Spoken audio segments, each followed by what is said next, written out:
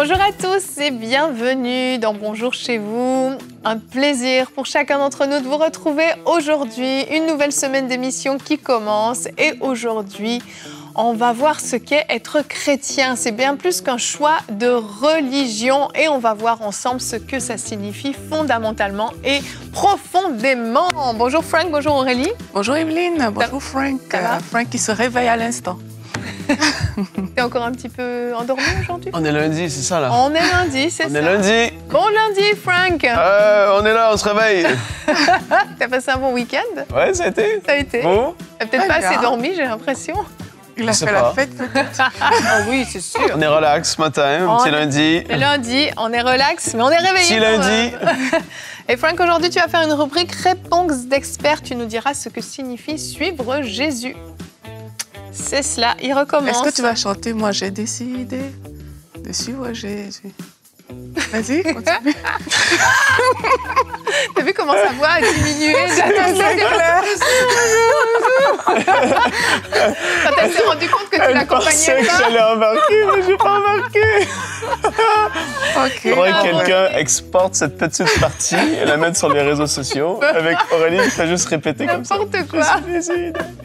Aurélie ne chantera pas aujourd'hui, mais tu as un beau témoignage à nous partager en fin d'émission. Oui, un témoignage qui nous vient du Cameroun, le témoignage de Paul. Et on va voir comment Dieu a transformé sa colère en paix. Ah ben c'est merveilleux. C'est merveilleux, c'est merveilleux. C'est une belle semaine qui commence et j'espère que vous êtes bien installés à la maison. On va commencer cette émission, on va voir ce que signifie réellement être chrétien. Peut-être que tu pourrais dire salut aux gens du Cameroun aujourd'hui. Je pourrais dire salut aux gens du Cameroun. Salut aux gens du Cameroun. Allez, on commence avec la pensée du jour.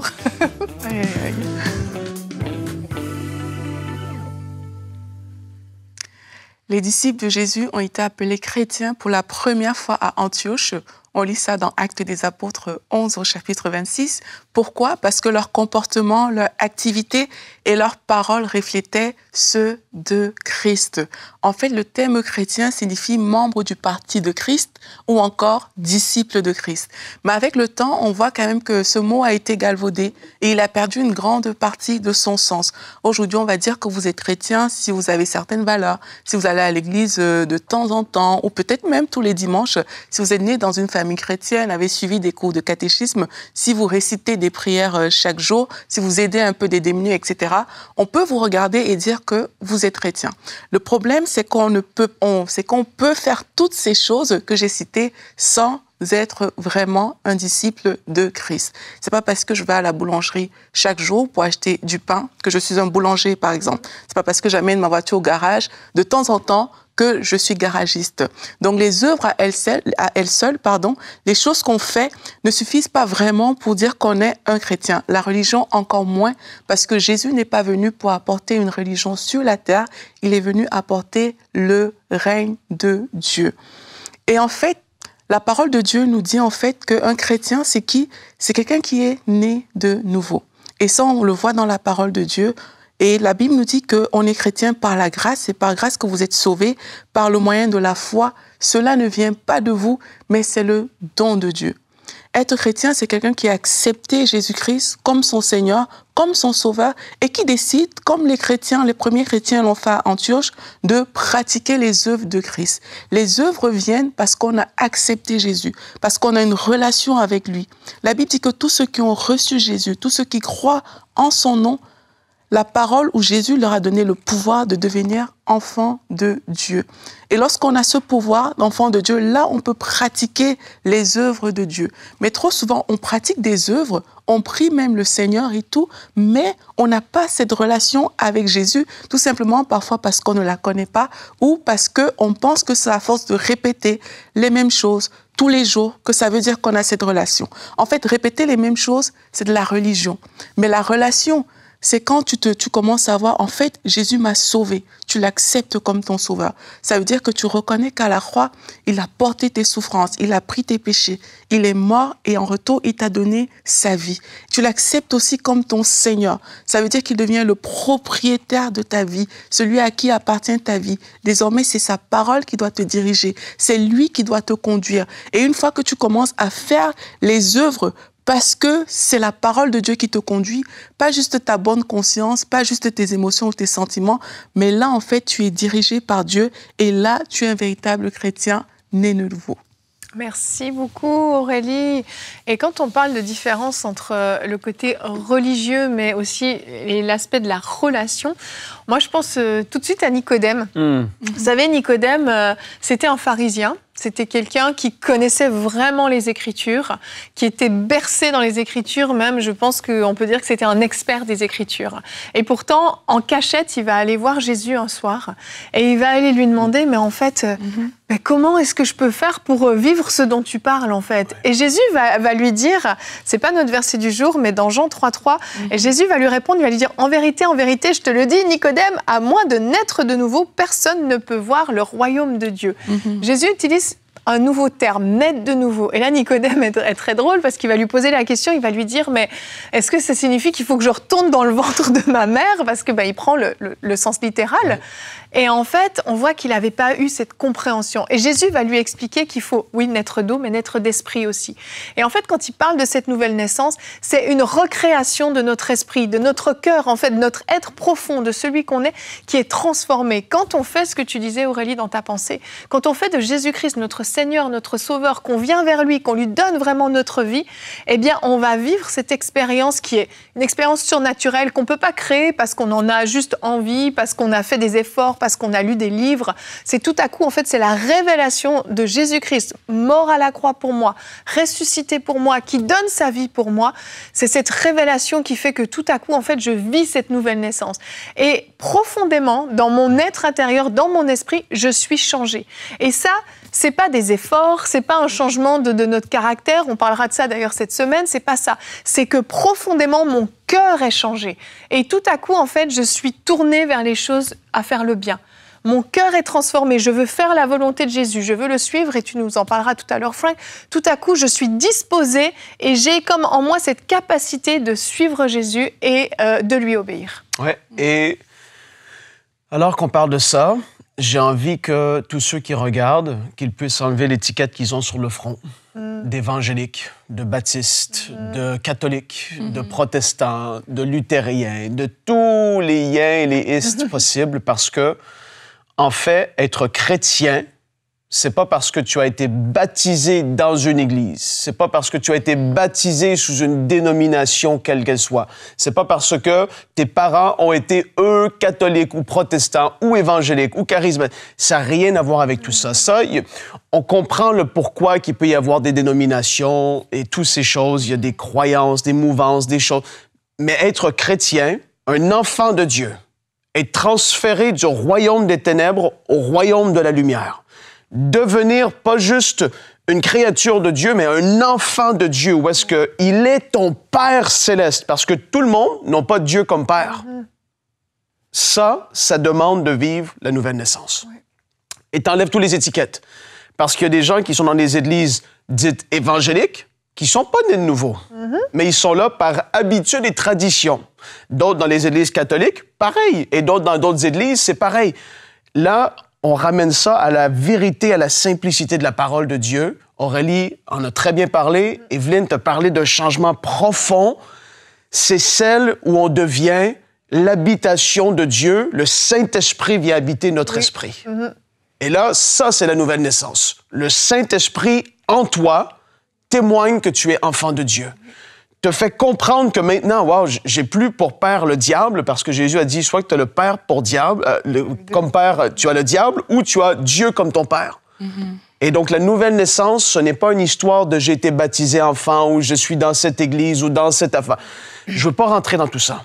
Jésus, ce qu'il a dit, c'est de vivre cette nouvelle naissance. Et alors que tu le vis, tu le sais que tu le sais que tu le sais que tu es un enfant de Dieu. Tu sais que l'Esprit de Dieu habite en toi.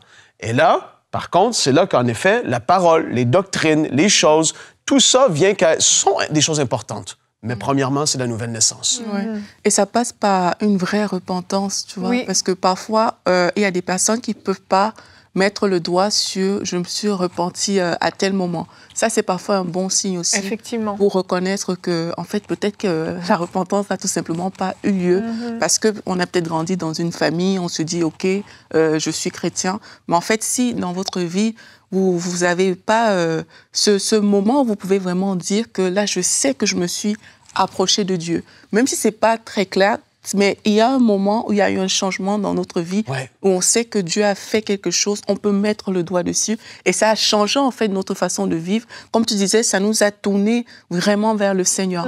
Donc, si on n'a pas vécu ce moment, ben, c'est de se dire peut-être que je ne l'ai pas encore vécu et le vivre, en fait. Et dire, Seigneur, mais en fait, pardonne-moi pour mes péchés. Pardonne-moi parce que depuis tout ce temps, comme Frank disait, j'étais dans du côté du diable, en fait. J'étais de ce côté-là, mais je veux, comme Nicodème, venir de ton côté. Donc, il y a ça, il y a aussi ce qu'on dit souvent pratiquant, non pratiquant. Un chrétien, ça pratique. Un chrétien non pratiquant, ça n'existe pas, en fait. Tu vois, il y a ces petits trucs, parfois, on est des chrétiens, comme j'ai dit, parce qu'on se conforme à ce que Jésus-Christ a fait. Vous imaginez Jésus dire que je ne suis pas pratiquant, je ne fais rien. Qu'est-ce qui se serait passé sur la terre?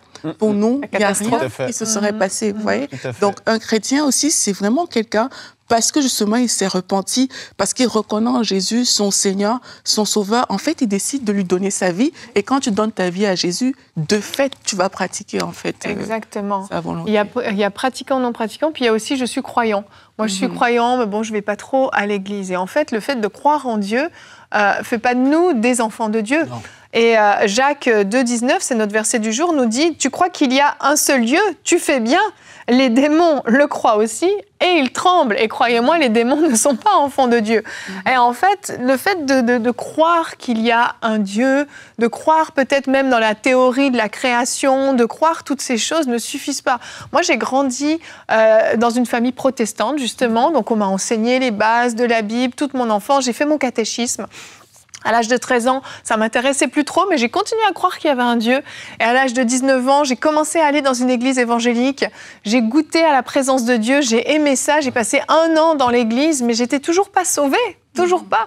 Et c'est Jésus lui-même qui m'a parlé dans un rêve et qui m'a dit « T'as pas réellement accepté ce que j'ai fait pour toi. » Et ensuite, 2 semaines plus tard, j'ai eu cette révélation de Jésus mort à la croix pour moi. Pas juste une belle histoire lue dans la Bible de la croix, pas juste un pendentif autour du cou ou une croix dans une église avec un Jésus crucifié dessus. Non, Jésus mort pour moi. J'ai péché, j'ai besoin d'être pardonné. J'ai eu cette révélation qui ne s'explique pas, mais j'ai eu cette révélation. Et à partir de ce moment-là, j'ai vraiment changé. J'ai vu la différence. J'ai vraiment vu la différence de mener une vie droite et bonne par mes efforts versus avoir, comme tu l'as dit, le Saint-Esprit qui vient habiter en toi et qui te travaille de l'intérieur et qui te change de l'intérieur et qui change tes désirs profonds, qui change ta mentalité même. Et que quand tu lis la Bible, ce que tu pouvais lire avant, qui avait l'air très beau mais que tu comprenais pas grand-chose, tout à coup, tu ouvres la Bible et c'est comme si les mots sortent des pages et Dieu vient te parler au travers de ces mots et ça change tout, ça change tout. Et c'est ça vraiment la nouvelle naissance. Et on vous encourage à pouvoir expérimenter cette nouvelle naissance. On va prendre le temps de prier avec vous après, mais j'aimerais que Frank, tu puisses avant ça nous expliquer dans la rubrique Réponse d'experts, qu'est-ce que signifie réellement suivre Jésus?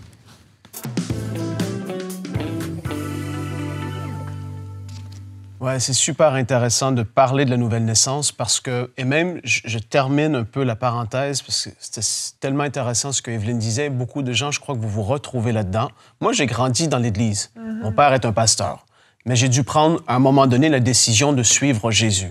C'est pas parce que j'ai grandi dans l'Église avec des parents qui, eux, connaissaient Dieu que moi, ça faisait automatiquement que j'étais chrétien dans le sens où j'étais devenu un enfant de Dieu. Non, j'ai dû prendre cette décision-là. Et à un moment donné, il faut que tu prennes cette décision pour toi-même.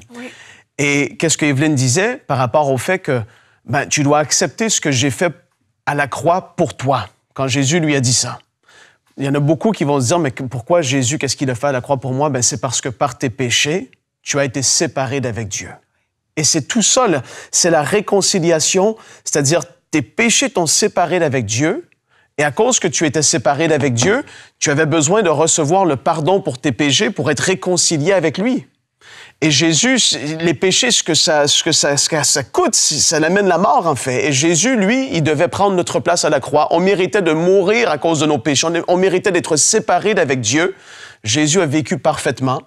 Il a vécu une vie extraordinaire. Il a été tenté en toutes choses sans jamais pécher.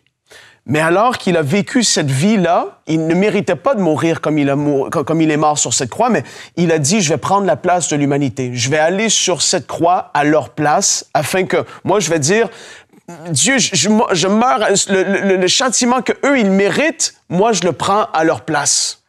Et alors que tu reconnais que, wow, ce que Jésus a fait pour toi, c'était pour que toi, tu puisses recevoir la paix avec Dieu. Tu dis, Jésus, je reçois ton sacrifice. Je reçois que tu es mort sur cette croix à ma place. Tu as pris la place, cette chose que moi, je méritais de subir et de vivre, tu l'as pris à ma place. Et maintenant, j'accepte ce que tu as fait pour moi. Et à ce moment-là, tu es pardonné de tes péchés, tu le reçois dans ta vie, tu vis la nouvelle naissance. Et ça, comme je dis, tu le sais que tu le sais. Et une fois que tu vis la nouvelle naissance, tu dois te faire baptiser d'eau. Parce que Jésus, c'est ce qu'il a dit dans la parole de Dieu. J'ai envie de te dire et de t'encourager à, et c'est super intéressant, Aurélie a parlé de pratiquants et non pratiquants. À un moment donné, tu reçois Jésus comme sauveur personnel. Il est ton sauveur. Et ça, tout le monde le veut parce que c'est génial. Moi, je veux qu'il me sauve. Je veux qu'il m'arrache du danger. Je veux qu'il vienne et que, à cause de ce qu'il a fait et qu'il a pris ma place à la croix et à cause que je peux recevoir le pardon de mes péchés, je suis secouru de l'enfer, de la perdition éternelle, parce que ça aussi, c'est une réalité. Des fois, on n'aime pas parler de ces choses, mais c'est une réalité. Jésus, je veux que tu me sauves. Donc, tu veux qu'il soit ton sauveur. Ça, c'est une affaire. Et la majorité vont dire, oui, je le veux. Mais après, il doit devenir ton Seigneur. Et c'est là que c'est un petit peu plus compliqué. Parce que les personnes veulent recevoir le pardon des péchés, et c'est cool, vis-à-vis de Dieu, tout est correct, tranquille, mais je fais ce que je veux, quand je veux, je vis comme je veux, et je vais avancer comme j'ai toujours fait, et non, là, Seigneur, j'ai pas envie, moi, de devenir, de me soumettre à un Seigneur. J'ai pas envie qu'il y ait personne au-dessus de moi qui me dise quoi faire.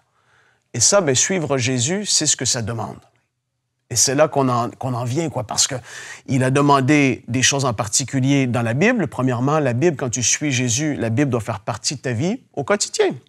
Tu découvres qui est Dieu, tu apprends à grandir dans ses voies, tu viens qu'à connaître sa volonté, tu découvres tout ce qu'il a fait pour toi, etc.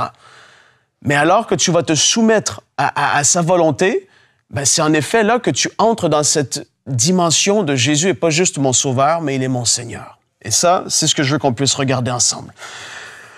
1 Corinthiens 6, versets 19 et 20. Là, c'est Paul qui écrit et qui dit « Ne le savez-vous pas, votre corps est le temple du Saint-Esprit. » C'est ce qu'on disait tout à l'heure. Tu es devenu l'habitation du Saint-Esprit. Ne le savez-vous pas, votre corps est le temple du Saint-Esprit qui est en vous et que vous avez reçu de Dieu. Vous ne vous appartenez pas à vous-même. Ah, là, tu vois, là, on arrive à un autre niveau, là. C'est next level. Parce que là, il dit, vous avez reçu le Saint-Esprit, c'est génial, on est tous contents. On est sauvés, nos péchés sont pardonnés. Le ciel, c'est où est-ce qu'on s'en va le jour où est-ce qu'on meurt. Et on est tous heureux. Mais là, il dit, vous ne vous appartenez pas à vous-même. Là, c'est-à-dire que tu ne fais plus tout à 100% comme que tu le fais jusqu'à aujourd'hui. Il va y avoir des changements qui vont devoir avoir lieu dans ta vie. Mais la bonne nouvelle, c'est lorsque tu es devenu le temple du Saint-Esprit, c'est la nature de Dieu qui est venue en toi. Et là, soudainement, tu vas entrer dans cette lutte de la nature de Dieu en moi me pousse à faire ce qui est bien, me pousse à pardonner celui que j'avais dit toute ma vie, jamais je vais le pardonner. Mais soudainement, tu as le Saint-Esprit en toi qui te pousse, qui t'encourage, qui travaille ton cœur et qui veut t'amener à vivre et à marcher dans le pardon. Alors qu'avant, tu étais fermé à tout ça. Dieu ne nous a pas laissé livrer à nous-mêmes lorsqu'il nous a demandé de se soumettre à sa parole. Il a mis son esprit en nous qui nous donne ce désir de pouvoir lui obéir et l'écouter. Et c'est dans cette dimension de « il devient ton Seigneur » et il te demande de faire des choses, mais ça devient quelque chose, tu as envie de ça. Ça devient naturel. Des désirs qui étaient en toi de colère, de rage, de frustration, de haine, d'amertume, toutes ces choses-là, soudainement, tu vis, et moi j'ai entendu tellement de gens, lorsqu'ils ont vraiment vécu la nouvelle naissance, ils voient les choses différemment. Ils se réveillent le matin et il y a une joie qui est là. Ils se réveillent le matin et ils n'ont plus envie des conflits, ils n'ont plus envie des prises de tête, ils n'ont plus envie de tous ces... Parce que le Saint-Esprit en eux commence à les amener dans un chemin et un style de vie qui est différent de ce qu'ils ont connu jusqu'à aujourd'hui. Et là, alors que tu te soumets à ce que le Saint-Esprit te demande de faire, c'est là que tu entres dans la dimension de « je commence à vivre la volonté de Dieu pour ma vie ». Et là, je vais parler de deux différents axes par rapport à la volonté de Dieu pour ta vie, mais la volonté générale, c'est-à-dire Dieu veut que tu pardonnes à ceux qui te font du mal. Ça, c'est pour tous les croyants, tous les chrétiens du monde, tous ceux qui sont enfants de Dieu. Dieu, sa volonté, elle est la même pour nous tous. Autant qu'il veut qu'Aurélie pardonne à telle personne, si jamais ce serait le cas. Evelyne, pareil. Mais moi, c'est pareil. On est tous égaux. Dieu a une volonté générale pour tous ses enfants. Il veut que tous ses enfants puissent marcher dans le pardon. Tous ses enfants puissent marcher dans l'amour vis-à-vis de son prochain. Qu'ils puissent aider, soutenir, qu'ils puissent être compréhensifs, qu'ils puissent manifester le fruit de l'esprit. Dieu, ça, c'est sa volonté générale pour tous ses enfants. Et après, tu vas avoir la volonté spécifique de Dieu pour ta vie. Et encore là, la dimension de « maintenant, je suis un enfant de Dieu, Jésus est mon sauveur, mais il est aussi mon Seigneur », bien là, il va commencer peut-être à travailler ton cœur. Peut-être que tu suis cette émission et tu as 22 ans, tu as 23 ans, et tu avais fait toutes sortes de plans dans ta vie. Tu t'es dit « moi, je vais faire ça, ça, ça, ça, ça ». Et là, tu deviens un enfant de Dieu, tu commences à te soumettre à sa volonté, et là, tu as une perspective différente sur la vie. Et tu sens qu'il t'appelle à travailler dans tel ou tel domaine, chose que tu n'avais pas prévue auparavant. Là, il y a la volonté spécifique de Dieu qui est en train de s'installer dans ta vie. Tu es en train de chercher Dieu. Quand je dis chercher Dieu, c'est-à-dire tu pries. Tu dis, Père, c'est quoi ta volonté pour ma vie? Personnellement, quelle est ta volonté? Tu es mon Seigneur, je veux pouvoir entrer dans les projets que tu avais en réserve pour moi. Ah, Père, je reconnais, Jérémie 29, 11 dit que tu connais les projets que tu as formés pour nous, des projets de paix et non de malheur, afin de me donner un avenir et de l'espérance. Père, je veux entrer dans ces projets spécifiques. Là, tu es en train d'avancer dans la dimension Jésus, mon Seigneur. Je veux vivre ces projets pour ma vie. Ça, c'est ce que ça veut dire suivre Jésus. Il n'est pas juste ton sauveur. Il n'est pas juste celui que tu crois intellectuellement, qu'il est là, il est venu sur la terre historiquement. Non, tu as vécu la nouvelle naissance. Le Saint-Esprit est venu habiter ton esprit. Et il te pousse à désirer et à vivre une vie nouvelle que tu n'avais jamais connue auparavant. Il te pousse à manifester le fruit de l'esprit. Galates 5, 22. Mais le fruit de l'esprit, c'est l'amour, la joie, la paix, la patience, la bonté, la bienveillance, la foi, la douceur, la maîtrise de soi. Avant, tu étais quelqu'un qui pétait les plombs, comme on dit. Tu explosais de rage. Là, soudainement, il y a une maîtrise de soi qui veut s'installer dans ta... Wow, c'est extraordinaire. Tu es en train de te soumettre à Dieu au niveau des différents aspects de ta vie. Et là, tu es en train de suivre Jésus. Tu es en train de laisser la parole transformer tes pensées. Tu pensais d'une certaine façon, maintenant, en écoutant des enseignements, en écoutant cette émission-ci, en écoutant tel pasteur à ton église locale, tu es en train de te faire transformer dans tes pensées. Et alors que tu es transformé dans tes pensées, ben, tu parles différemment, tu agis différemment. Ça, c'est suivre Jésus. C'est se soumettre à sa volonté, à sa parole, à sa volonté générale, sa volonté spécifique pour ta vie, à manifester le fruit de l'esprit et à obéir à tout ce qu'il nous demandera de faire à travers de sa parole. Ça, c'est suivre Jésus au quotidien. C'est quelque chose qui est véritable et vrai. Amen. Merci, merci Frank. On va écouter ton témoignage, Aurélie, parce que je pense que ça peut rejoindre certaines personnes et après, tu pourras prier avec ceux qui veulent vraiment décider de suivre Jésus, de faire de Jésus non seulement, oui, leur sauveur, mais aussi leur Seigneur. Donc, on enchaîne avec le témoignage.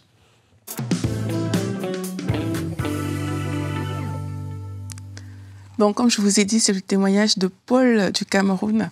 Elle nous écrit en fait que ça faisait 2 mois qu'elle avait une grande colère contre son ex. Elle dit que son ex l'a beaucoup fait souffrir, manipulé, déshonoré. Bref, elle n'arrivait pas à lui pardonner ses mensonges et dit ses humiliations. Elle dit même qu'elle le maudissait et qu'elle lui souhaitait le pire et que c'était plus fort qu'elle en fait. Elle n'arrivait pas à se défaire de ce sentiment-là. Et un jour, en fait, elle a prié que le Seigneur l'aide à oublier, mais elle dit qu'elle n'arrivait pas, tant bien que mal. Et elle est tombée sur l'émission qu'on avait fait, vous vous rappelez, qu'on a fait Dieu m'a étonnée.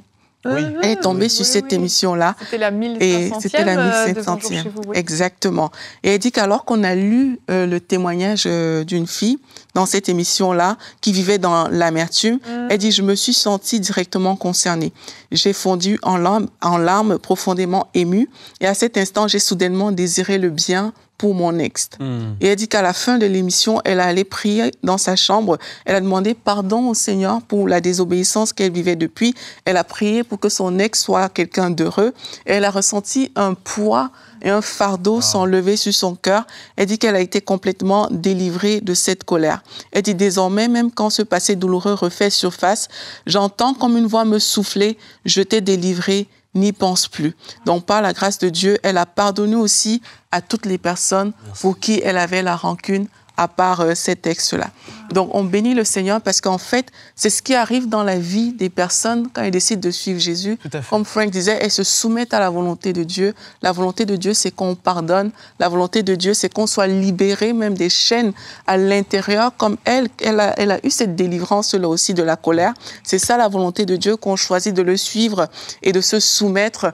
Et on croit que si vous avez fait ce choix de suivre Jésus aujourd'hui, en tout cas, il est là, il est disponible pour vous. La Bible dit qu'il se tient à la porte.